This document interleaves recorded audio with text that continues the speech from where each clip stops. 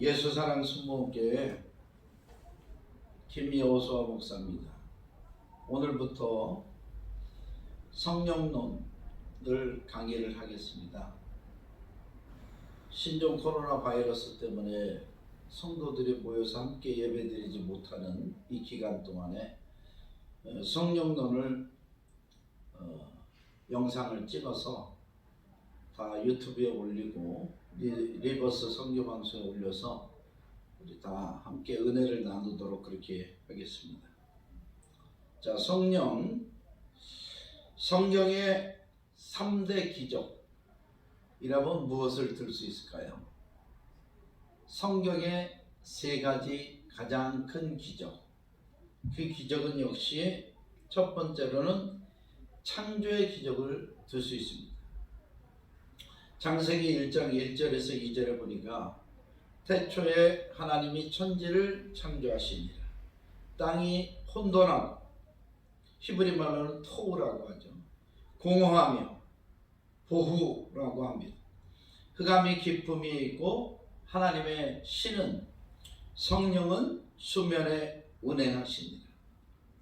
그리고 쭉 천지 창조의 역사가 창세기 1장에 기록이 되는데 이 창조의 역사는 삼위일체 하나님의 역사입니다. 성부 하나님, 성자 예수 그리스도, 성령 하나님, 삼위일체의 역사인 것이죠. 이건 성경에서 가장 큰 기적 중에 하나입니다. 두 번째로는 성육신의 기적입니다.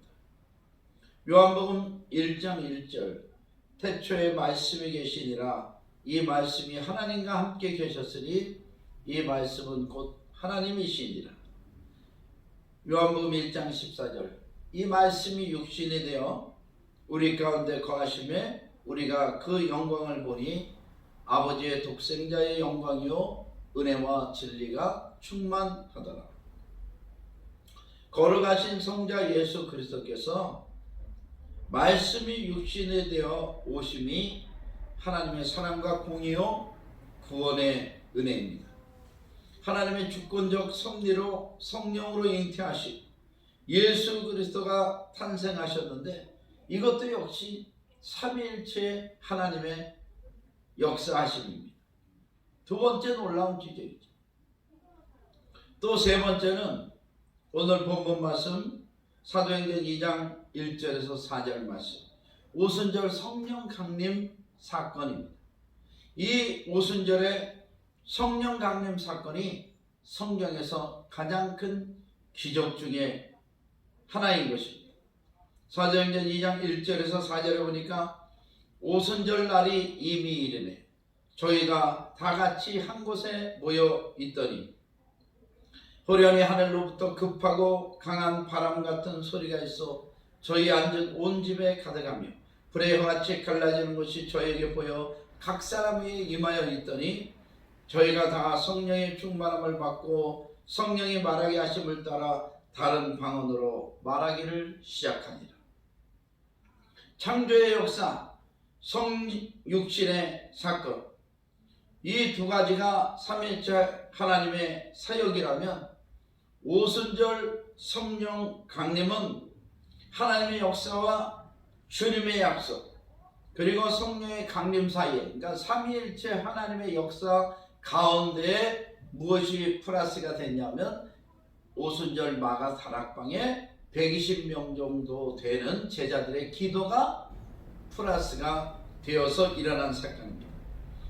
제자들이 주님의 말씀대로 오순절 마가의 다락방에서 모여서 예루살렘을 떠나지 말고 성령이 너에게 임하실 때까지 예루살렘을 떠나지 말라 하는 말씀을 듣고 제자들은 그 말씀대로 순종해서 기도했습니다. 성령은 약속대로 저들에게 임하셨습니다.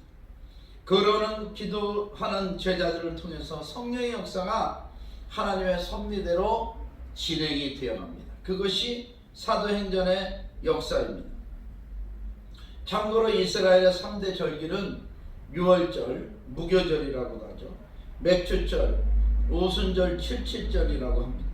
수장절, 초막절, 장막절, 성막절인데 그 중에 성령이 강림하신 오순절은 히브리 말로 사보트, 헬라어로는 펜테코스테, 6월절 축제 기간 중에 첫 이삭을 드린 다음 날부터 계산하여 7주 후에 거행이 됐습니다. 그러니까 50일 후가 되겠죠.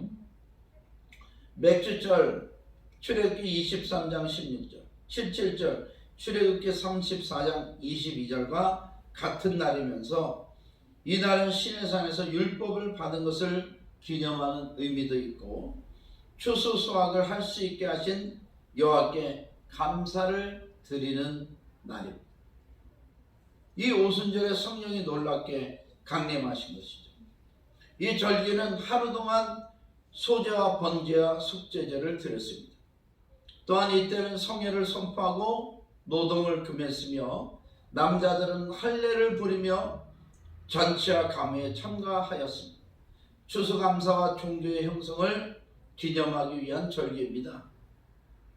오순절 성령 강림 이후 이 오순절은 추수제에서 교회의 탄생을 기념하는 성령 강림절로 섬기게 되었습니다. 교회가 언제부터 탄생했느냐? 오순절 마가의 다락방에 성령이 임하심으로부터 교회가 시작이 된 것입니다. 자, 그럼 성령이란 무엇이냐? 첫 번째, 요한복음 14장 16절에 보니까 내가 아버지께 구하겠으니 그가 또 다른 보혜사를 너에게 주사 영원토록 너희와 함께 있게 하시리니 저는 진리의 영이라. 세상은 능히 저희를 받지 못하나니 이는 저를 보지도 못하고 알지도 못함이라. 그러나 너희는 저를 아나니 저는 너희와 함께 거하시며 또 너희 속에 계시겠습니다. 성령은 예수님과 동등한 보혜사다. 하나님과 예수 그리스도의 영이십니다. 요한복음 14장 26절에도 보혜사 곧 아버지께서 내 이름으로 보내실 성령 그가 너에게 모든 것을 가르치시고 내가 너에게 말한 모든 것을 생각나게 하시리라. 성령은 보혜사입니다. 헬라어로는 파라클레토스. 원어상의 의미는 도움을 베풀도록 곁에 부름을 받은 자라는 뜻입니다.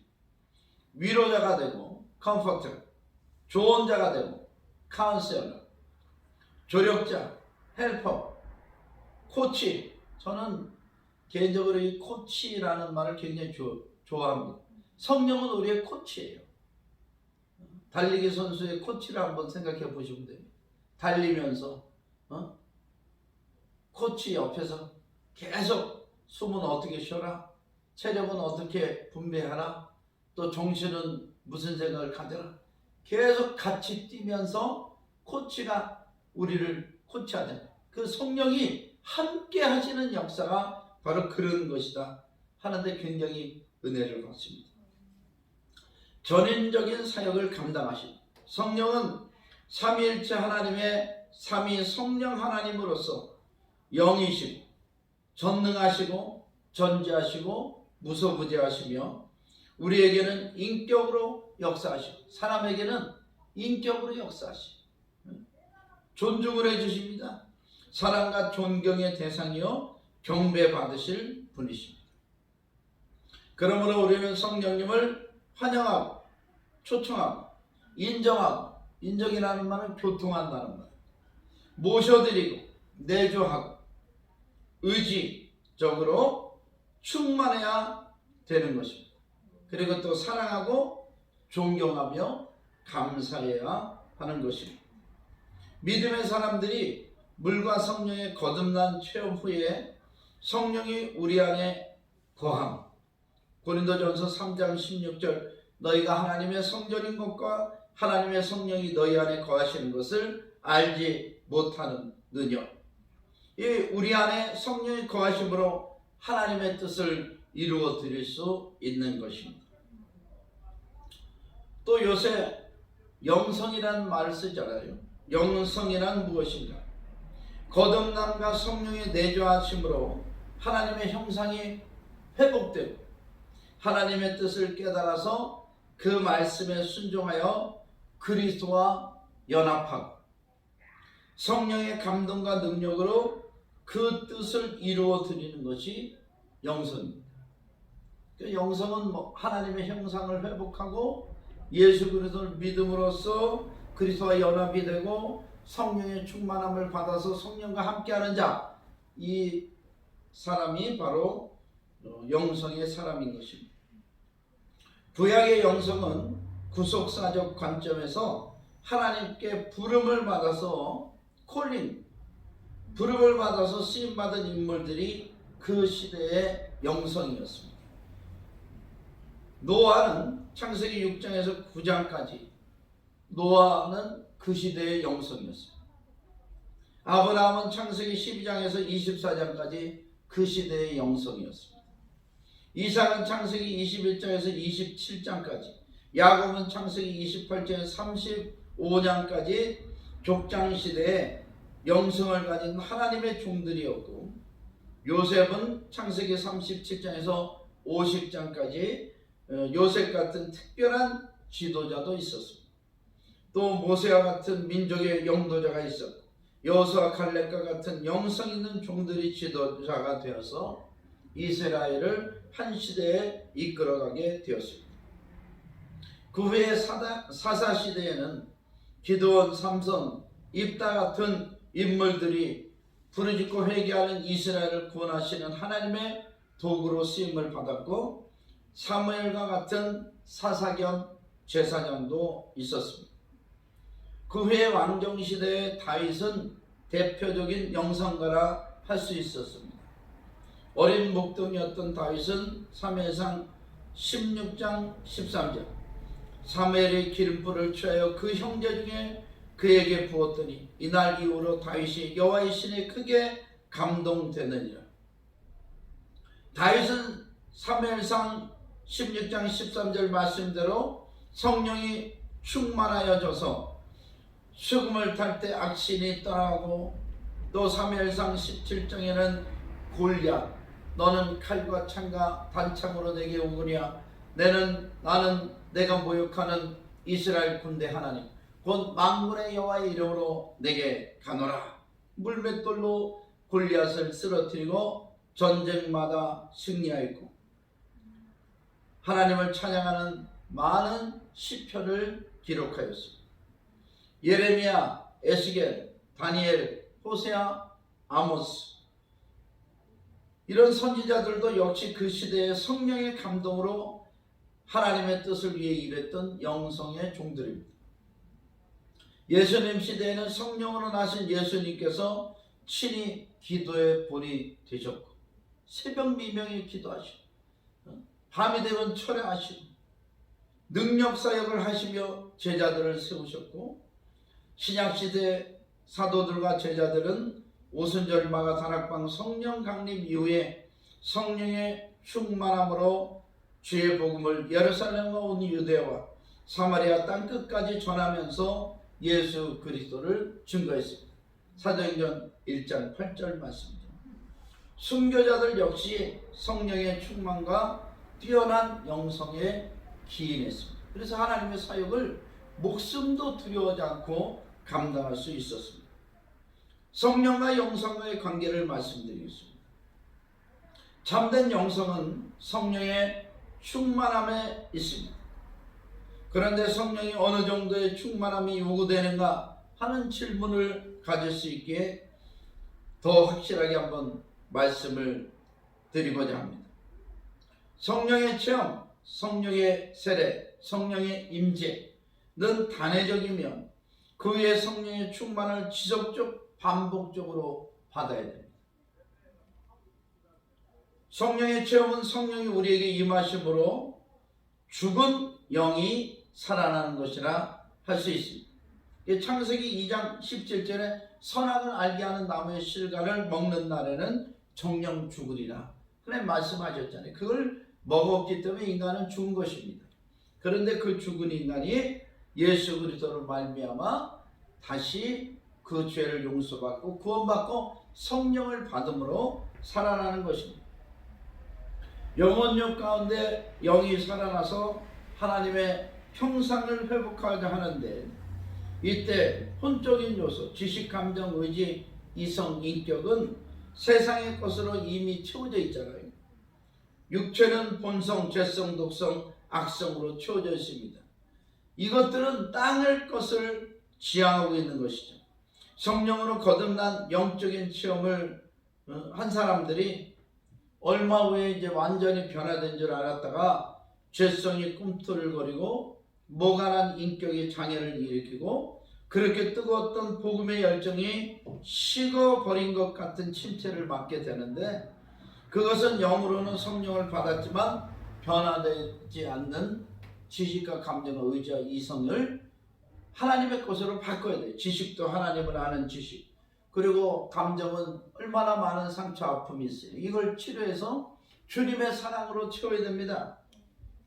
그리고 그리스도의 사랑으로 변화되고, 의지를 내가 자아나 자존심이나 이런 것이 아니라 성령의 주권으로 바꿔버리고 성령께 내어 맡기는 나를, 나의 주인은 성령이 되는 거죠. 인격을 작은 예수로, 이성의 판단을 전지전능하신 성령으로 바꾸게 될 때 진정한 성령의 충만을 맛볼 수 있는 것입니다. 이때 육성 역시 철저한 영적 회개로 쓴뿌리까지 해결하는 통절한 기도의 회복이 있어야 함은 물론입니다. 이러한 영감과 몸의 철저한 회개와 변화 없이 신비한 체험만으로 성령의 충만을 이야기한다면 그 말에 대한 지속적인 성령의 보장은 없고 몇 번의 기적으로 그 사역은 침체를 맞게 될 수도 있습니다. 성령의 충만한 좋은 영성을 갖게 하며 말씀과 성령의 충만함이 참된 영성이라 할 수 있겠습니다. 칼빈의 기독교 강요 4권 8장 13절에도 성령께서는 끊을 수 없는 줄로 말씀과 결속되기를 결정하셨습니다. 이것은 그리스도께서 그의 교회에 성령을 약속하실 때 선포하셨다, 이렇게 나와 있습니다. 자, 큰 두 번째, 성령은 왜 받아야 하는가? 이번 강의는 여기까지 하겠습니다. 성령은 왜 받아야 하는가? 많은 사람들이 예수 그리스도와 성령의 관계를 보다 정확하게 할 필요가 있는 것 같습니다. 고린도전서 12장 3절 후반부에는 성령이 아니고는 누구든지 예수를 주시라 할 수 없느니라 말씀하고 있습니다. 이 말씀으로는 예수를 믿는 자는 모두 성령을 받았습니다. 성령의 체험은 영적으로 일어나는 일로서 오순절 성령 강림 때와 같이 성경은 여러 곳에서 현상을 증거하고 있습니다. 그렇지만 영적이기 때문에 느끼지 못하는 가운데서 성령을 체험할 수도 있습니다.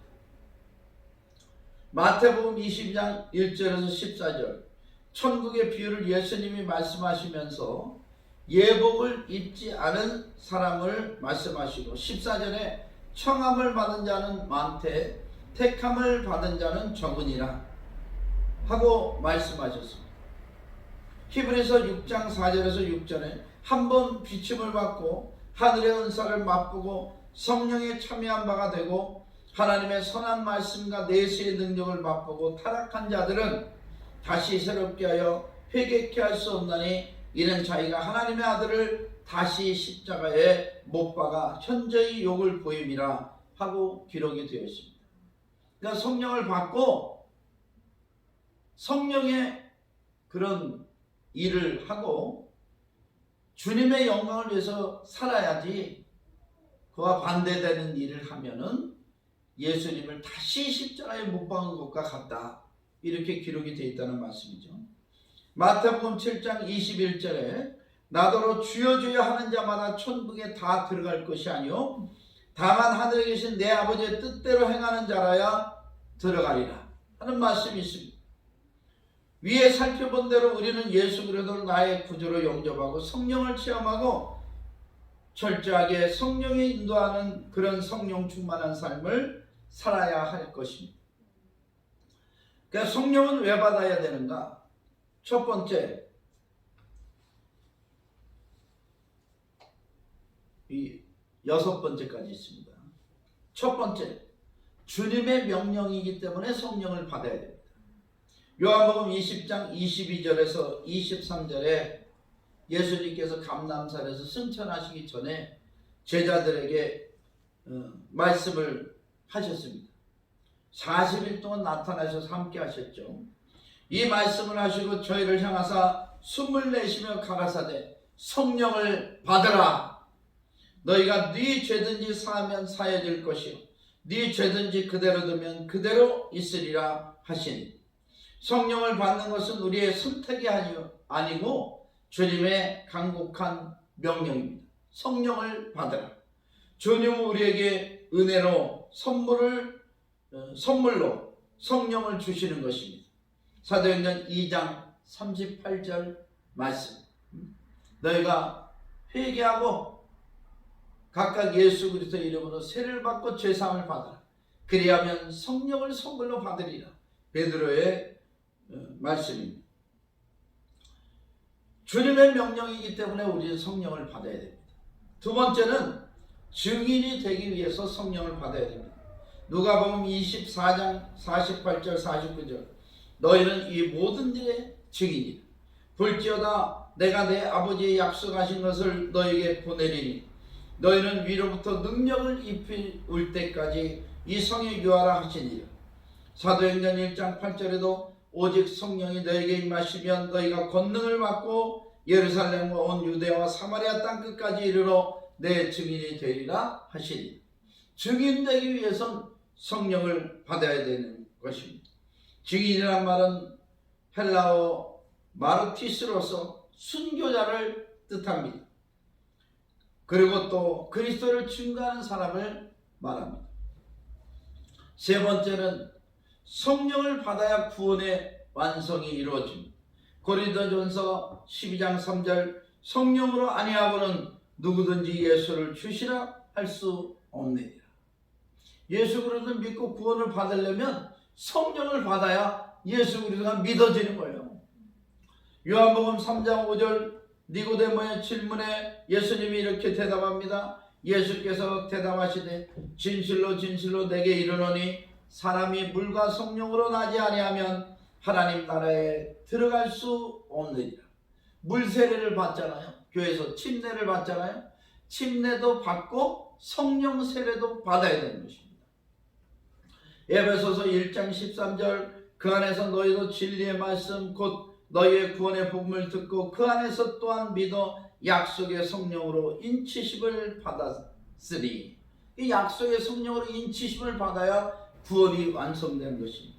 디도서 3장 5절에도 우리를 구원하시되 우리의 행한 바 의로운 행위로 말미암지 아니하고 오직 그의 긍휼하심을 쫓아 중생의 씻음과 성령의 새롭게 하심으로 하셨나니, 우리를 구원하셨는데 우리의 행위가 아니라 이거죠. 주님의 사랑을 쫓아서 중생의 씻음과 성령의 새롭게 하심으로 우리를 구원하셨다. 우리는 성령으로 말미암아 구원의 확증을 얻게 되고 전인 구원의 축복을 누리게 되는 것입니다. 네 번째, 성령은 왜 받아야 하는가? 육신의 소욕과 죄를 이길 수 있습니다. 사람이 자기 육신의 욕망을 어떻게 이길 수 있겠어요? 죄를 어떻게 이길 수 있겠습니까? 그런데 성령 받은 사람은 이길 수 있습니다. 갈라디아서 5장 16절 17절, 내가 이르노니 너희는 성령을 쫓아 행하라. 그리하면 육체의 욕심을 이루지 아니하리라. 육체의 소욕은 성령을 거스리고 성령의 소욕은 육체를 거스리라니, 이 둘이 서로 대적함으로 너희 원하는 것을 하지 못하게 하려 함이니. 베드로전서 1장 18절 19절, 너희가 알거니와 너희 조상의 유전한 망령된 행실에서 구속된 것은 은이나 금같이 없어질 것으로 한 것이 아니요 오직 흠없고 점없는 어린 양 같은 그리스도의 보배로운 피로 한 것이니. 조상의 유전한 망령된 행실에서 우리가 구속된 것, 구원함을 받은 것은 은이나 금같이 그런 없어질 것으로 된 것이 아니라 흠없고 점없는 어린 양 같은 예수 그리스도의 보배로운 피로 우리가 구원을 받은 것입니다. 이 예수 그리스도의 십자가 보혈과 성령의 능력으로 유전한 망령된 행실을 버리고 육신의 본성과 죄를 끊어버릴 수 있는 것입니다. 히브리서 9장 14절 하물며 영원하신 성령으로 말미암아 흠없는 자기를 하나님께 드린 그리스도의 피가 어찌 너희 양심으로 죽은 행실에서 깨끗하게 하고 살아계신 하나님을 섬기게 못하겠느냐. 다섯 번째, 성령을 받으면 권세와 능력이 생깁니다. 사도행전 1장 8절 오직 성령이 너희에게 임하시면 너희가 권능을 받고 서울과 북한과 아시아 땅끝까지 이르러 내 증인이 되리라. 권능은 헬라어 두나미스로서 믿음의 사람은 성령의 능력을 받아야 나도 살고 다른 사람도 살릴 수 있습니다. 마가복음 16장 15절에서 18절 또 가라사대 너희는 온천하에 다니며 만민에게 복음을 전파하라. 믿고 세례를 받는 사람은 구원을 얻을 것이요 믿지 않는 사람은 정죄를 받으리. 믿는 자들에게는 이런 표적이 따르리니 곧 저희가 내 이름으로 귀신을 쫓아내며 새 방언을 말하며 뱀을 집으며 무슨 독을 마실지라도 해를 받지 아니하며 병든 사람에게 손을 얹은즉 나으리라 하시더라. 누가복음 9장 1절 예수께서 12제자를 불러 모사 모든 귀신을 제어하며 병을 고치는 능력과 권세를 주시고 누가복음 10장 19절 내가 너에게 뱀과 정갈을 밟으며 원수의 모든 능력을 제할 권세를 주었으니 너희를 해할 자가 결단코 없으리라. 우리가 사는 세상은 영적 전쟁이잖아요. 이 영적 전쟁에서 이길 수 있는 방법은 능력과 권세가 있어야 됩니다. 이 능력과 권세가 어디서 오느냐? 성령이 충만할 때 능력과 권세가 우리에게 나타나는 줄 믿습니다. 여섯 번째, 왜 성령을 받아야 하는가? 영적인 승리를 위해서 성령을 받아야 합니다. 에베소서 6장 12절 18절 우리의 시름은 혈과 육에 대한 것이 아니요 정사와 권세와 이 어둠의 세상 주관자들과 하늘에 있는 악의 영들에 대함이라. 그러므로 너희는 하나님의 전신갑주를 취하라. 이는 악한 날에 너희가 능히 대적하고 모든 일을 행한 후에 서기 위함이라.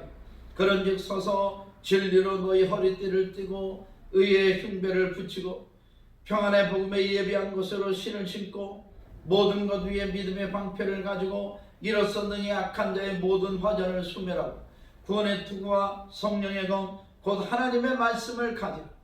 모든 기도와 간구를 하되 무시로 성령 안에서 기도하고 이를 위하여 깨어 구하기를 항상 힘쓰며.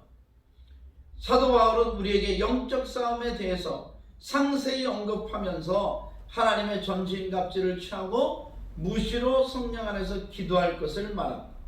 이는 하나님의 전신갑주의 기본이 성령님이라는 것을 잘 나타내고 있습니다. 성령님을 보혜사로 인정하고 모셔드리기를 원하십니까? 그렇다면 제 기도를 따라해 주십시오. 성령님을 나의 보혜사로 환영하고 인정하고 모셔드리고 의지합니다. 내 안에 오셔서 저를 성령님의 도구로 사용하여 주옵소서. 예수 그리스도 이름으로 기도드립니다. 아멘.